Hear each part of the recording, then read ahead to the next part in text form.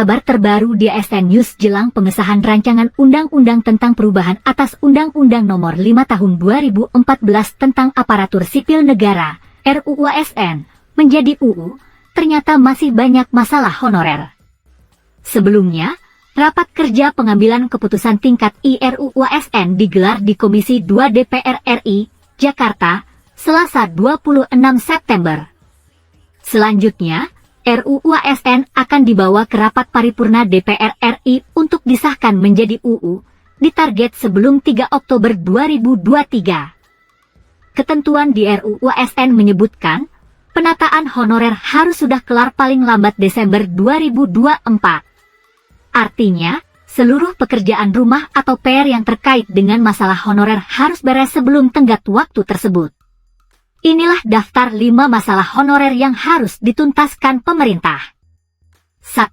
Audit data honorer. Hingga saat ini Kemenpan-RB masih melakukan audit data honorer, menggandeng Badan Pengawasan Keuangan dan Pembangunan, BPKP. Menpan-RB Azwar Anas dan Komisi 2 DPR sepakat audit data honorer yang jumlahnya mencapai 2,3 juta dilakukan menyeluruh, bukan secara acak. Hasil audit akan menjadi basis data penentuan siapa saja honorer yang akan diangkat menjadi PPPK dan siapa saja yang dicoret karena masuk kategori honorer bodong. 2. Honorer K2 berijazah SMA. Hingga saat ini masih banyak honorer K2 yang belum memenuhi persyaratan untuk diangkat menjadi ASN PPPK karena berijazah SMA. Ketentuan UU Guru dan Dosen menyaratkan, seorang guru ASN minimal berijazah S1. Padahal, honorer K2 masuk prioritas untuk dialihkan statusnya menjadi ASN. Honorer K2 yang ijazahnya belum S1. Ini penting juga.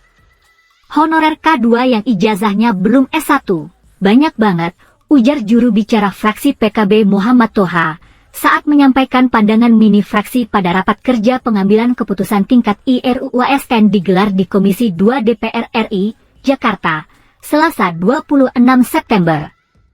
Menpan-RB Azwar Anas beberapa waktu lalu menyampaikan akan berkoordinasi dengan Mendikbudristek Nadiem Makarim untuk mencari solusi atas masalah tersebut. 3. Lulus seleksi CPNS 2013 belum terima SK. Muhammad Toha juga menyebutkan sejumlah kasus terkait nasib honorer yang menjadi PR pemerintah untuk segera diselesaikan. Perlu kepastian soal yang lulus seleksi CASN 2013. Tetapi belum menerima SK hingga saat ini, kata Toha. Dia juga mengingatkan masalah PPPK yang hingga kini belum mendapatkan penempatan. Honorer yang sudah P1, yang lulus passing grade, imbuhnya.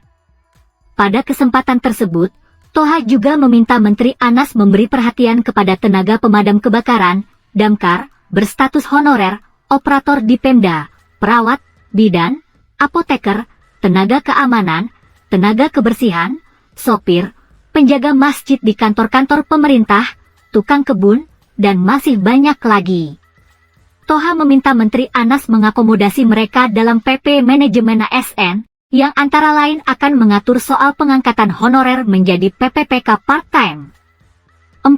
Larang instansi rekrut honorer. Pemerintah diminta tegas melarang seluruh instansi merekrut honorer atau non-ASN, atau sebutan lainnya. Pada rapat di Senayan, Selasa, 26/9, fraksi Partai Demokrat meminta pemerintah gencar melakukan sosialisasi mengenai pelarangan merekrut honorer bagi seluruh instansi pemerintah.